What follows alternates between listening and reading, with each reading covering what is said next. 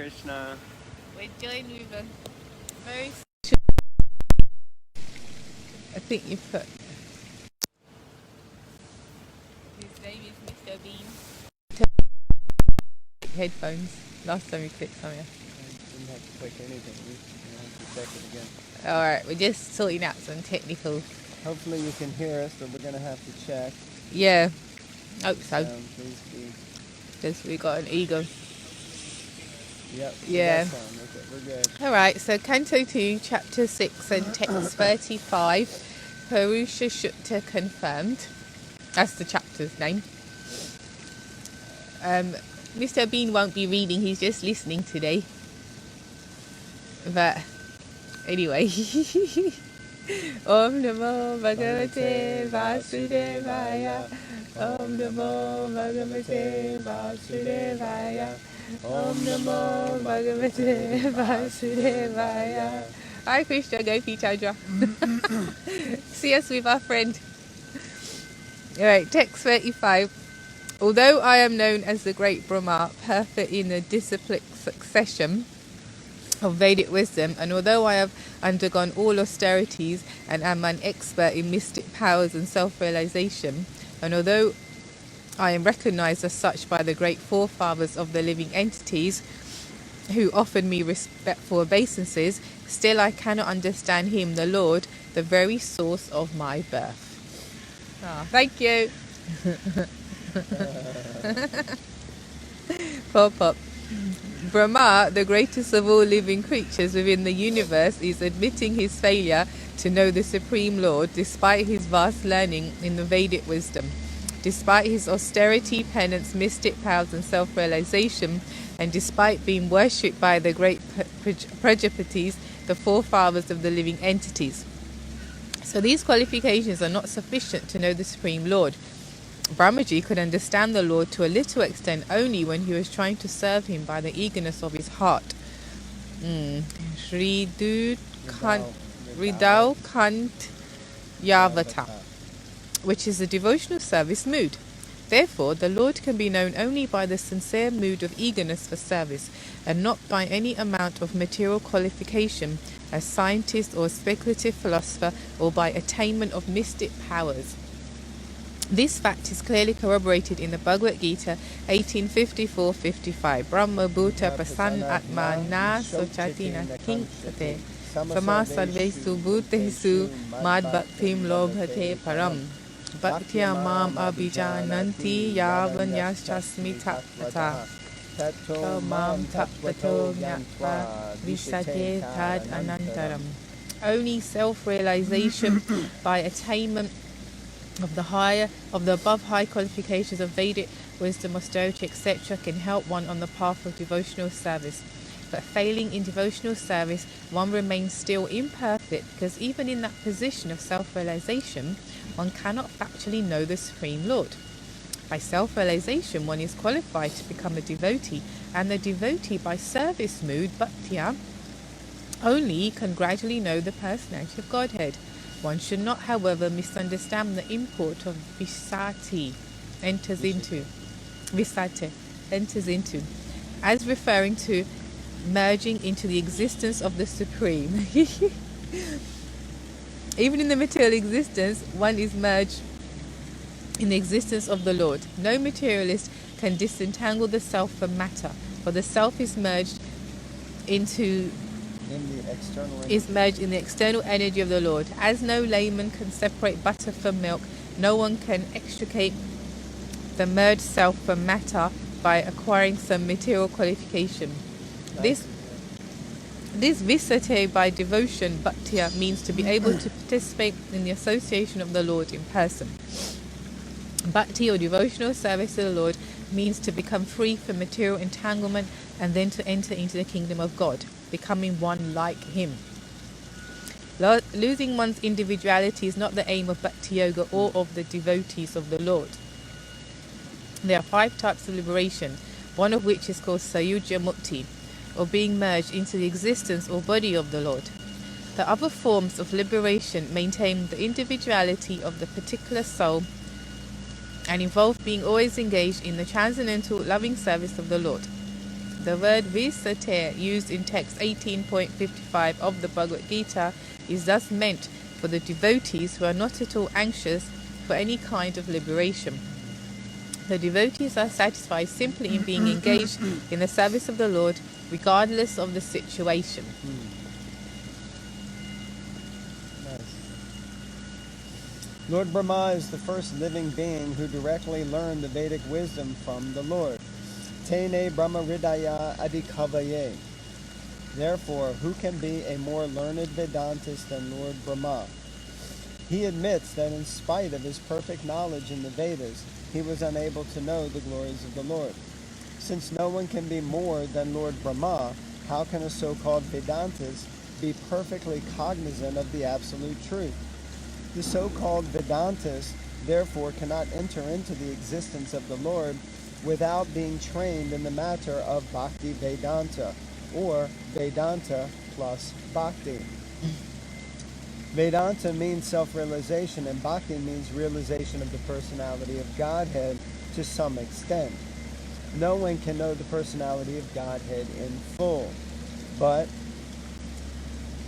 at least to a certain extent one can know the absolute truth, the personality of Godhead, by self-surrender and a devotional attitude, and by nothing else.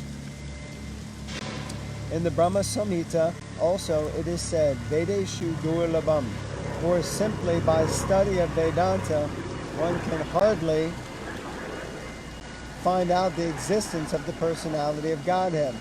But the Lord is Adurlabham Atma Bhaktal, very easily available to his devotees.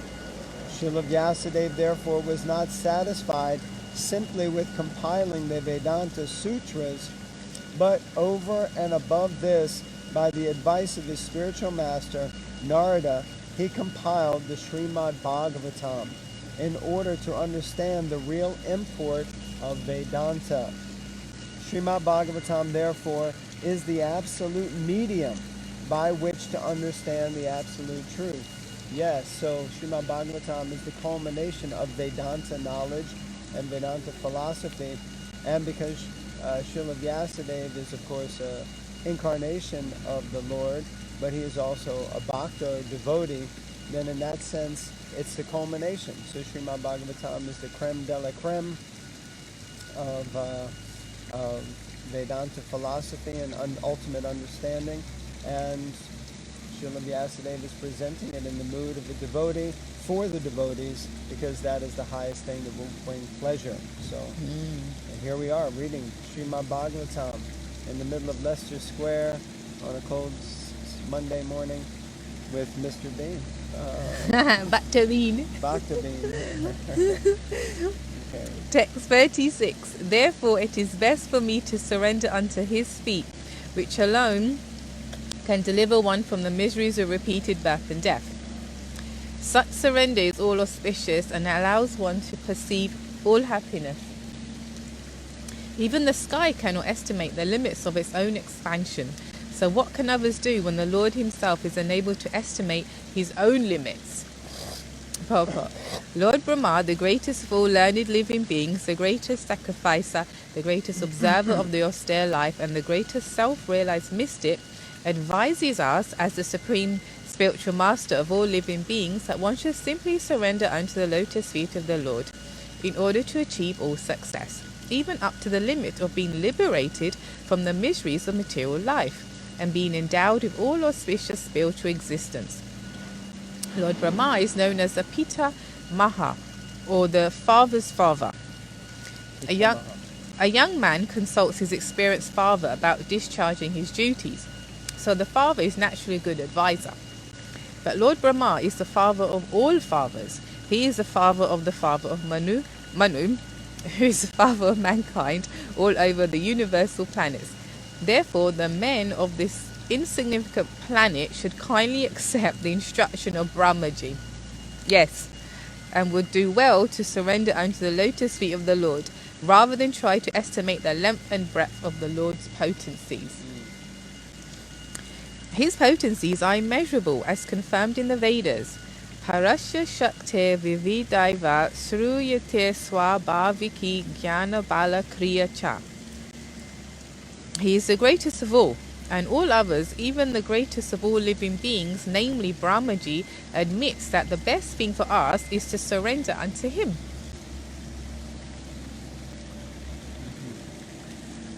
Nice. So far we hear that Lord Brahma is like the Pitamaha, means he's the grandfather or the great-grandfather. So he's going to be the wise person we should take advice from, and this is what he's requesting, that we should surrender to Krishna. Therefore, only those persons with a very poor fund of knowledge claim that they themselves are lords of all that they survey. And what can they survey? They cannot survey even the length and breadth of a small sky in one small universe.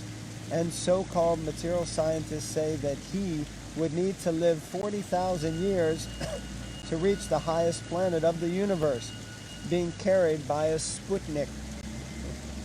This is also utopian because no one can be expected to live 40,000 years. Besides, when the space pilot returned from his travel, none of his friends would be present to receive him back as the greatest astronaut, as has become fashionable for modern, bewildered scientific men. Amazing.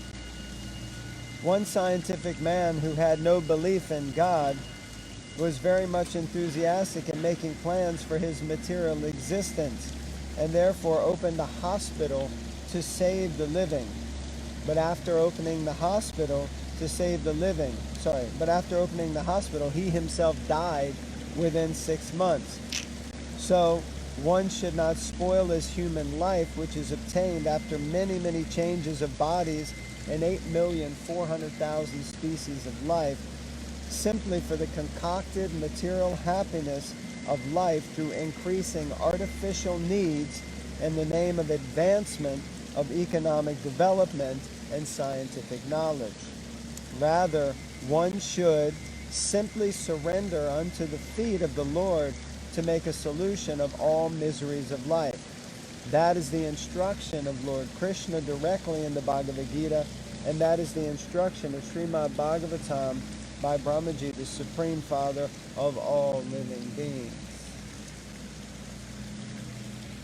Mine has Mine has in Srimad Bhagavatam. Like that's how it ends. Mine already said. Okay. Anyone denying this surrendering process as recommended both in the Bhagavad Gita and in the Srimad Bhagavatam, and for that matter in all unauthorized scriptures, will be forced to surrender unto the laws of material nature. The living entity by his constitutional position is not independent. He must surrender either unto the Lord or unto material nature. Material nature is also not independent of the Lord, since the Lord himself has no claim to material nature as Mama Maya, or my energy. 7.14. And as Me Bina Prakriti Astada, or my separated energy in 8 divisions. Therefore, material nature is also controlled by the Lord, as he has claimed in Bhagavad Gita 9.10, Maya Diya Daksha Prakriti Sayati Sachara Charan. Under my direction only is material nature working, and thus are all things moving. And the living entities, being superior energy to matter, have choice and discrimination, either to surrender unto the Lord or to surrender unto material nature. By surrendering unto the Lord, one is happy and liberated, but by surrendering unto material nature, the living entities suffer. So the end of all suffering means surrendering unto the Lord, because the surrendering process itself is Bhava Chidam, liberation from all material miseries, Swasti Ayanam, perception of all happiness, and Sumangalam, the source of everything auspicious. So basically it seems like there is no choice. Either you surrender to Krishna or you surrender to the material energy. There's no choice in whether to surrender or not. You're either surrendered to the material energy, which is what most people are doing, or you surrender to Krishna. So, but we do have the choice which one we surrender to. And surrendering to the Lord means the end of all suffering.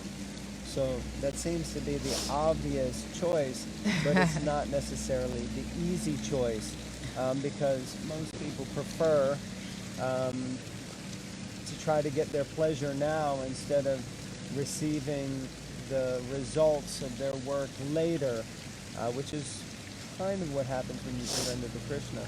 In the beginning, it seems like you're sacrificing everything for something that you're not sure whether there's going to be some reward, but the payoff kind of comes a bit later, whereas most people would rather experience immediate pleasures, which is driven by the mode of passion. I think I'll read on.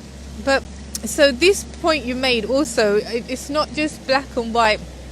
I think the man's going to start cleaning it in a minute.